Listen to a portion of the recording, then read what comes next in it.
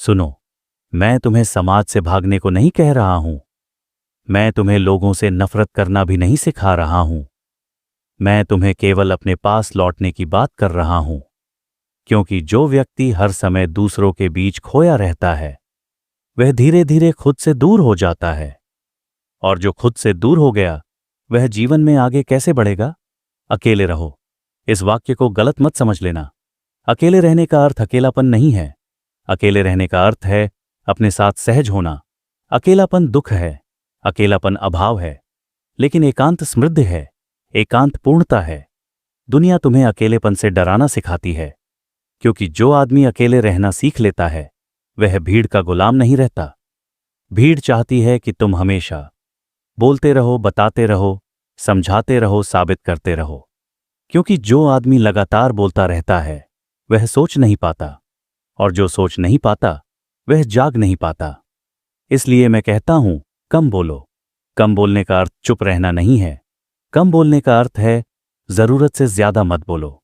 जब तुम ज्यादा बोलते हो तो शब्द तुम्हें चलाने लगते हैं, और जब तुम कम बोलते हो तो तुम शब्दों के मालिक रहते हो। ध्यान से देखो, जिस आदमी को हर बात पर कुछ कहना है वह भीतर से अशांत है। शांत आदमी अपनी उपस्थिति से बोलता है, अशांत आदमी अपने शब्दों से शोर करता है। अब एक गहरी बात सुनो, जीवन में आगे बढ़ने वाले लोग कम बोलते हैं, ज्यादा सुनते हैं और सबसे ज्यादा देखते हैं। देखना सबसे ऊंची क्रिया है, क्योंकि देखने में अहंकार नहीं होता। जब तुम बोलते हो तो तुम केंद्र में आ जाते हो। जब तुम देखते हो तो सत्य केंद्र में आता है। अब एक दृष्टांत सुनो। एक युवक हमेशा बोलता रहता था। हर सभा में, हर चर्चा में, हर जगह वह अपनी राय देता था। एक दिन वह गुरु के पास गया और बोला, मैं आगे क्यों नहीं बढ़ पा रहा? गुरु ने कहा, क्योंकि तुम हमेशा बाहर बहते रहते हो। गुरु ने उसे एक सप्ताह मौन में रहने को कहा। पहले दिन वह बेचैन रहा, दूसरे दिन उसने खुद को सुना, तीसरे दिन उसने अपने विचारों को देखा, 7वें दिन उसने कहा, मैं बदल गया हूं। गुरु मुस्कुराया और बोला, नहीं, तुम मिले हो। अकेले रहो ताकि तुम अपने भीतर उतर सको। कम बोलो ताकि भीतर की आवाज सुनाई दे सके। और जब भीतर की आवाज सुनाई देने लगे तब जीवन में आगे बढ़ना संघर्ष नहीं रहता, क्योंकि तब तुम किसी और की नकल नहीं करते, तब तुम अपने स्वभाव से चलते हो। याद रखो, दुनिया में आगे बढ़ने वाले भीड़ से नहीं, एकांत से पैदा होते हैं। भीड़ सिर्फ रास्ता देती है, एकांत दिशा देता है। सुनो, अब हम उस जगह पहुंच रहे हैं जहां से अधिकांश लोग पीछे लौट जाते हैं। उस जगह का नाम है डर। तुम कहते हो, मुझे अकेले रहना अच्छा नहीं लगता, लेकिन सच यह नहीं है। सच यह है, तुम्हें अपने साथ रहना अच्छा नहीं लगता। अकेलेपन से कोई नहीं डरता। डर लगता है अपने ही भीतर उठती आवाजों से। जब तुम अकेले होते हो तो कोई नहीं रहता जिससे तुम भाग सको, ना दोस्तों, ना मोबाइल, ना बातचीत। तब तुम सीधे अपने सामने खड़े होते हो, और मन इस क्षण से सबसे ज्यादा डरता है। मन कहता है, कुछ करो, किसी से बात करो, कहीं चले जाओ, क्योंकि मन जानता है यदि तुम चुपचाप अपने साथ बैठ गए तो उसका राज्य खुलने लगेगा। अब ध्यान से समझो, मन का अस्तित्व भागने पर टिका है। वह कभी भविष्य में भागता है, कभी स्मृतियों में, कभी लोगों में। अकेलापन मन के लिए सबसे बड़ा खतरा है, क्योंकि अकेलेपन में मन को कोई सहारा नहीं मिलता। इसीलिए मन अकेलेपन को डरावना बना देता है। वह कहता है, तुम उदास हो जाओगे, तुम पागल हो जाओगे, तुम पीछे रह जाओगे। यह सब झूठ है। मैंने हजारों उन लोगों को देखा है जो अकेले नहीं रह पाते। वे भीतर से खोखले होते हैं, और जो अकेले रहना सीख लेते हैं उनके भीतर एक शक्ति जागने लगती है। अब एक दृष्टांत सुनो। एक बच्चा पहली बार अकेले कमरे में सोया। वह डर गया, उसने रोना शुरू किया। मां ने बत्ती जलाई और कहा, देखो, कुछ भी नहीं है। लेकिन डर कम नहीं हुआ। फिर मां ने कहा, मैं यहीं हूं। डर तुरंत कम हो गया। समझे? डर अंधेरे से नहीं था, डर अकेले होने से नहीं था, डर था साथ ना होने का। अब बड़ा होकर तुम वही कर रहे हो।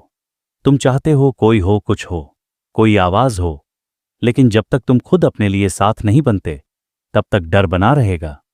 अकेले रहना सीखा नहीं जाता, अकेले रहना स्वीकार किया जाता है। पहले पहले असहजता होगी, मन बेचैन होगा, शरीर हिलेगा, लेकिन यदि तुम भाग्य नहीं तो एक दिन एक चमत्कार घटेगा। अकेलापन बदल जाएगा। एकांत में, और एकांत सबसे बड़ा शिक्षक है। एकांत में तुम देखोगे तुम्हारे विचार तुम नहीं हो। एकांत में तुम देखोगे तुम्हारी भावनाएं आती जाती हैं। और एकांत में तुम पहली बार अपने केंद्र को महसूस करोगे। याद रखो, डर का अर्थ है तुम सीमा पर खड़े हो, और सीमा पर या तो तुम लौट सकते हो या तुम उड़ सकते हो। जो लौट जाते हैं वे भीड़ में खो जाते हैं, जो ठहर जाते हैं वे स्वयं बन जाते हैं। सुनो, अब हम शब्दों की भीड़ से बाहर निकलेंगे, क्योंकि जो व्यक्ति जीवन में आगे बढ़ता है वह शब्दों से नहीं, मौन से चलता है। लोग सोचते हैं जो ज्यादा बोलता है वही ज्यादा जानता है। यह भ्रम है। अक्सर जो ज्यादा बोलता है वह ज्यादा असुरक्षित होता है। बोलना मन की बेचैनी का सबसे आसान रास्ता है। जब भीतर अशांति होती है तो शब्द बाहर बहने लगते हैं। शांत आदमी बोलने से पहले ठहरता है, अशांत आदमी बोलकर ठहरना चाहता है। अब समझो, लोग ज्यादा क्यों बोलते हैं? वे बोलते हैं क्योंकि वे सुने जाना चाहते हैं। वे बोलते हैं क्योंकि वे खुद को साबित करना चाहते हैं। वे बोलते हैं क्योंकि वे अकेले पड़ने से डरते हैं। लेकिन ध्यान रखना, जो खुद को जान लेता है उसे साबित करने की जरूरत नहीं रहती। अब एक गहरी बात सुनो, शब्द ऊर्जा खाते हैं। हर बार जब तुम बिना जरूरत बोलते हो तो तुम्हारी ऊर्जा बाहर बह जाती है। इसलिए दिन के अंत में बहुत लोग थके हुए नहीं, खाली होते हैं। वे कहते हैं मैंने कुछ किया नहीं, फिर भी थक गया। उन्होंने किया नहीं, उन्होंने बोला है। अब एक दृष्टांत सुनो। एक आदमी पूरा दिन शिकायत करता था। शाम को वह कहता, मैं बहुत थक गया हूं। गुरु ने कहा, तुमने काम नहीं किया, तुमने शब्दों से खुद को निचोड़ लिया। अब समझो, मौन क्या है? मौन बोलना बंद करना नहीं है। मौन अनावश्यक बोलना छूट जाना है। मौन का अर्थ यह नहीं कि तुम कभी ना बोलो। मौन का अर्थ है जब बोलो तो पूरा बोलो। कम शब्द, सटीक शब्द, सच से निकले शब्द। ऐसे शब्द शोर नहीं बनते, वे संकेत बनते हैं। यही कारण है कि बुद्ध, महावीर, लाउत से कम बोले। उनके शब्द कम थे लेकिन भारी थे। वे शब्द नहीं थे, वे अनुभव थे। अब समझो, कम बोलने से क्या घटता है। पहली बात, तुम ज्यादा सुनने लगते हो, और सुनना सबसे बड़ी बुद्धिमत्ता है। जो सुन सकता है वह सीख सकता है। दूसरी बात, तुम अपने विचार स्पष्ट देख पाते हो। जब तुम बोलते नहीं तो मन खुलकर सामने आता है, और जो मन को देख लेता है वह मन से बंधा नहीं रहता। तीसरी बात, तुम्हारी उपस्थिति गहरी हो जाती है।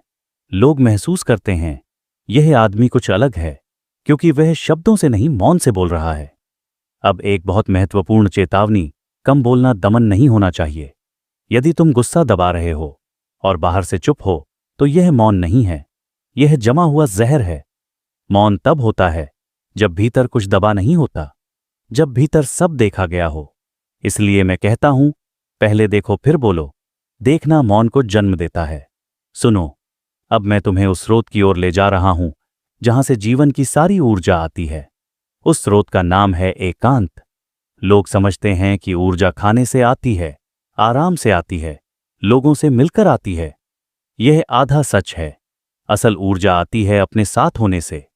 जब तुम लगातार लोगों के बीच रहते हो, लगातार बोलते हो, लगातार प्रतिक्रिया करते हो, तो तुम्हारी ऊर्जा बाहर बहती रहती है।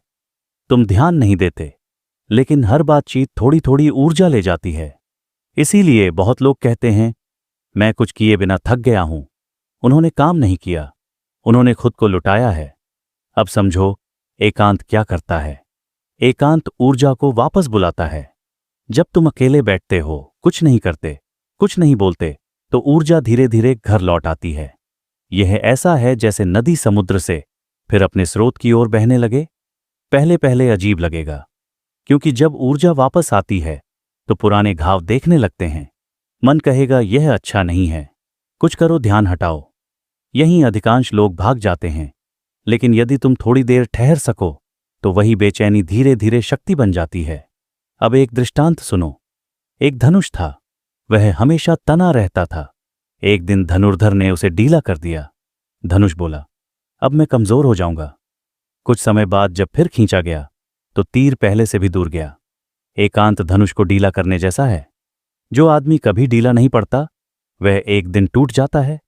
अब समझो, एकांत और सृजन का संबंध दुनिया की सारी महान रचनाएं एकांत में पैदा हुई हैं। कविता भीड़ में नहीं आती, संगीत शोर में नहीं उतरता, दृष्टि बहस में नहीं जन्म लेती, वे मौन में जन्म लेते हैं। क्यों? क्योंकि सृजन भीतर से आता है, और भीतर तब खुलता है जब बाहर कम हो जाता है। अब समझो, अकेले रहने से डर क्यों लगता है? क्योंकि एकांत तुम्हें तुम्हारे सामने खड़ा कर देता है, और अपने सामने खड़े होने का साहस बहुत कम लोगों में होता है।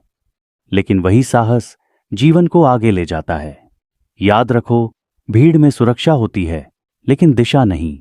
दिशा एकांत में मिलती है। जो आदमी अपनी दिशा नहीं जानता, वह कितना भी तेज चले कहीं नहीं पहुंचता। एकांत तुम्हें रुकने का साहस देता है, और जो रुक सकता है वही सही दिशा में चल सकता है। सुनो, अब मैं एक बहुत जरूरी भ्रम तोड़ने जा रहा हूं, क्योंकि तुम कहते हो मैं जीवन में आगे बढ़ना चाहता हूं। लेकिन रुककर पूछो, आगे किस दिशा में? अधिकतर लोग आगे बढ़ने का अर्थ समझते हैं, और ज्यादा पाना, और ज्यादा बनना, और ज्यादा दिखना। मैं तुमसे कहता हूं, यह आगे बढ़ना नहीं है। यह केवल भीड़ में तेज चलना है। आगे बढ़ना तेज चलना नहीं है, आगे बढ़ना है। सही दिशा में चलना। और दिशा भीड़ से नहीं मिलती, दिशा एकांत से मिलती है।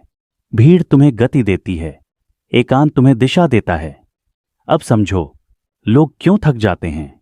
वे दिन रात भागते रहते हैं, लेकिन भीतर कहीं नहीं पहुंचते। क्यों? क्योंकि वे दूसरों की मंजिल अपनी मंजिल समझ लेते हैं। दूसरों की परिभाषा में जीने वाला व्यक्ति कभी संतुष्ट नहीं होता। अब एक दृष्टांत सुनो। एक आदमी पहाड़ पर चढ़ रहा था। वह बहुत तेज था, सबको पीछे छोड़ रहा था। थोड़ी देर बाद उसे लगा, मैं गलत पहाड़ पर हूं। समझे? तेज होना व्यर्थ है यदि दिशा गलत हो। अब समझो, असली प्रगति क्या है? असली प्रगति भीतर घटती है। जब तुम कम प्रतिक्रियात्मक हो जाते हो, जब तुम कम भयभीत हो जाते हो, जब तुम कम दूसरों पर निर्भर हो जाते हो। यह उपलब्धियां किसी प्रमाण पत्र में नहीं मिलती, लेकिन यही तुम्हें अडिग बनाती है। दुनिया एग लोगों से डरती है, क्योंकि उन्हें खरीदा नहीं जा सकता, डराया नहीं जा सकता, भीड़ में घसीटा नहीं जा सकता। अब समझो, कम बोलना आगे बढ़ने में कैसे मदद करता है। जो व्यक्ति कम बोलता है वह कम उलझता है। वह हर बहस में अपनी ऊर्जा नहीं गंवाता, और जो ऊर्जा बहस में नहीं जाती वह सृजन में लगती है। अब समझो, अकेले रहना आगे बढ़ने में कैसे सहायक है। जो अकेला रह सकता है वह गलत संगत में फंसता नहीं। वह सिर्फ इसलिए कहीं नहीं रुकता कि उसे डर लगता है अकेले होने से। अकेले रह सकने वाला व्यक्ति स्वतंत्र निर्णय ले सकता है, और जीवन में आगे वही बढ़ता है जो अपने निर्णय खुद लेता है। अब एक गहरी बात सुनो, आगे बढ़ना ऊपर जाना नहीं है, आगे बढ़ना गहरा जाना है। ऊपर जाने वाले जल्दी गिरते हैं, गहरे जाने वाले स्थिर रहते हैं। जब तुम अपने भीतर गहरे उतरते हो तो तुम्हारे कर्म अपने आप परिपक्व हो जाते हैं। तब सफलता तुम्हारे पीछे आती है, और जो व्यक्ति सफलता के पीछे भागता है वह अक्सर खुद को खो देता है। सुनो, अब मैं तुम्हें एक असुविधाजनक सत्य बताने जा रहा हूं। दुनिया तुम्हें आगे बढ़ते हुए नहीं देखना चाहती। वह चाहती है कि तुम उस जैसे रहो। भीड़ का एक ही नियम है, अलग मत दिखो। जो अलग दिखता है उससे भीड़ घबराती है, क्योंकि अलग व्यक्ति भीड़ के झूठ को उजागर कर देता है। भीड़ कहती है, ऐसे कपड़े पहनो, ऐसे सोचो, ऐसे बोलो, ऐसे जियो, और तुम सोचते हो अगर नहीं किया तो मैं पीछे रह जाऊंगा। यही डर तुम्हें भीड़ में बांधे रखता है। लेकिन ध्यान रखना, भीड़ में रहने से सुरक्षा मिलती है, लेकिन स्वतंत्रता नहीं, और बिना स्वतंत्रता के आगे बढ़ना संभव नहीं है। क्योंकि आगे बढ़ने का अर्थ है अपने भीतर से चलना। अब समझो, भीड़ कैसे काम करती है। भीड़ तुमसे तुम्हारी मौलिकता छीन लेती है। वह तुम्हें तुलना सिखाती है। वह आगे है, वह ज्यादा सफल है, वह ज्यादा सम्मानित है। तुलना आत्मा का सबसे बड़ा जहर है। जो व्यक्ति तुलना में जीता है वह कभी शांत नहीं हो सकता, और अशांत व्यक्ति आगे नहीं बढ़ता, वह बस भागता है। अब एक दृष्टांत सुनो। एक मछली समुद्र में रहती थी। उसने सुना नदी में रहने वाली मछलियां ज्यादा तेज होती हैं। वह नदी में चली गई, वहां वह मर गई। समझे? तेज होना पर्याप्त नहीं है, अपने स्वभाव में होना सबसे जरूरी है। भीड़ तुम्हें तुम्हारे स्वभाव से दूर ले जाती है। एकांत तुम्हें वापस तुम्हारे स्वभाव में लाता है। इसलिए जो व्यक्ति अकेले रह सकता है वह भीड़ के दबाव में नहीं आता, वह फैशन से नहीं अंतर्दृष्टि से चलता है। अब समझो, भीड़ से अलग होने का मतलब क्या नहीं है। इसका मतलब समाज छोड़ना नहीं है, इसका मतलब लोगों से नफरत करना नहीं है, इसका मतलब है भीतर से स्वतंत्र होना। तुम भीड़ में रह सकते हो, लेकिन भीड़ तुम्हारे भीतर ना रहे, यही स्वतंत्रता है। अब एक बहुत महत्वपूर्ण बात, जो व्यक्ति अकेले चलने का साहस रखता है वह अकेला नहीं रहता।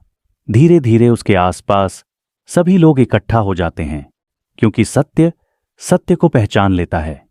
लेकिन पहले तुम्हें भीड़ से अलग होना पड़ेगा। सुनो, अब मैं उस शब्द को छूने जा रहा हूं जिसके पीछे पूरी दुनिया भाग रही है, सफलता। और शायद तुम भी। दुनिया ने सफलता की एक बहुत शोर वाली परिभाषा बना दी है, ज्यादा पैसा, ज्यादा पहचान, ज्यादा तालियां। लेकिन मैं तुमसे कहता हूं, यह सफलता नहीं है, यह केवल प्रदर्शन है। सफलता का असली प्रश्न यह नहीं है तुम्हारे पास क्या है, असली प्रश्न है तुम क्या हो। मैंने ऐसे लोग देखे हैं जिनके पास सब कुछ है, लेकिन वे अपने साथ बैठ नहीं सकते। और मैंने ऐसे भी देखे हैं जिनके पास बहुत कम है, लेकिन वे अपने भीतर घर पर हैं। अब बताओ कौन सफल है। दुनिया बाहरी उपलब्धियों को गिनती है, चेतना भीतरी शांति को पहचानती है। अब एक दृष्टांत सुनो।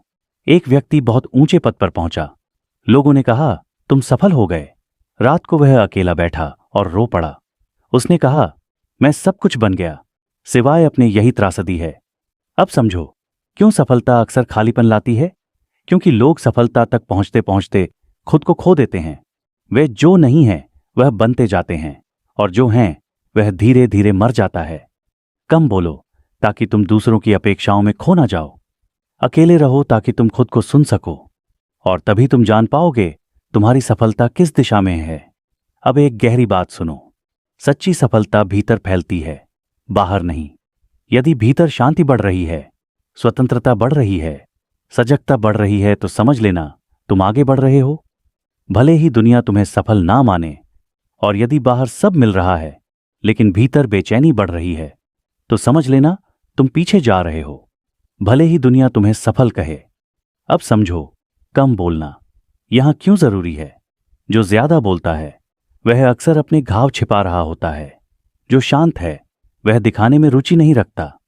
इसलिए शांत लोग अक्सर दुनिया की परिभाषा में सफल नहीं दिखते, लेकिन वह जीवन की परिभाषा में जीते हुए होते हैं।